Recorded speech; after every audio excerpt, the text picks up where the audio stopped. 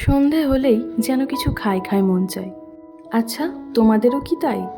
তাই যদি হয় তবে আজকের এই রেসিপিটা তোমাদের খুব ভালো লাগবে। Chicken cutlet. চলো বেশি বকবক না করে বানিয়ে ফেলা যাক। কাটলেট বানানোর জন্য 1 কিলো চিকেন কিমা নিয়ে নিয়েছি। 2 বড় সাইজের পেঁয়াজ দানা দানা করে বেটে নিয়েছি।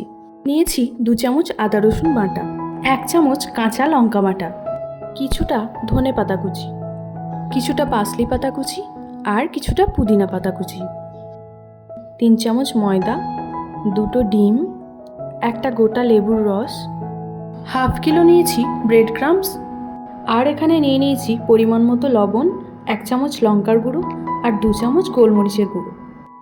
এবার কিমাটা মাখার জন্য নিয়ে নেব পেঁয়াজ বাটা, আদা রসুন বাটা, লঙ্কা বাটা, লেবুর রস, ধনে পাতা কুচি, পার্সলি পাতা কুচি, পুদিনা পাতা কুচি, নিয়ে নেব 1 চামচ ব্রেড ক্রাম্বস, আর নিয়ে নেব লবণ, লঙ্কা গুঁড়ো এবং গোলমরিচের গুঁড়ো। এই সব কিছু দিয়ে কিমাটাকে ভালো করে মেখে নেব।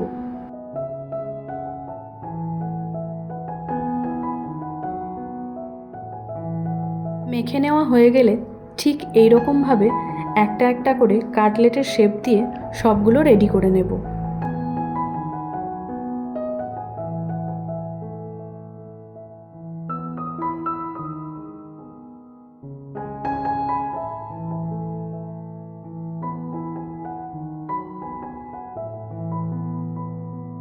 এবার একটা বাটিতে নিয়ে নেব ফাটিয়ে রেখে দেওয়া 2 ডিম, অল্প একটু লবণ, 3 চামচ ময়দা আর 1 কাপ পরিমাণ জল দিয়ে একটা মিশ্রণ তৈরি করে নেব।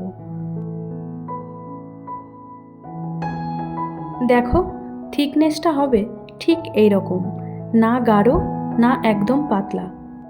এবার কাটলেটগুলোকে এই রকমভাবে ভালো করে ব্রেড ক্রাম্বস মাখিয়ে নেব।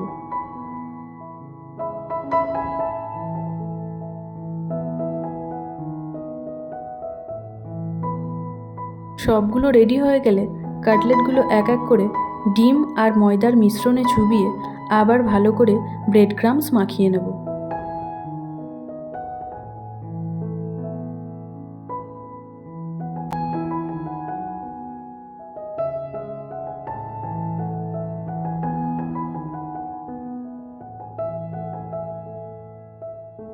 ব্যাস, আমাদের কাটলেট কিন্তু রেডি।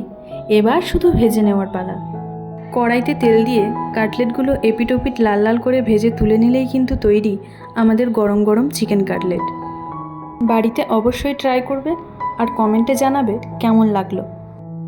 ভিডিওটা যদি ভালো লাগে তাহলে অবশ্যই একটা লাইক করে পেজটাকে ফলো করে দিও।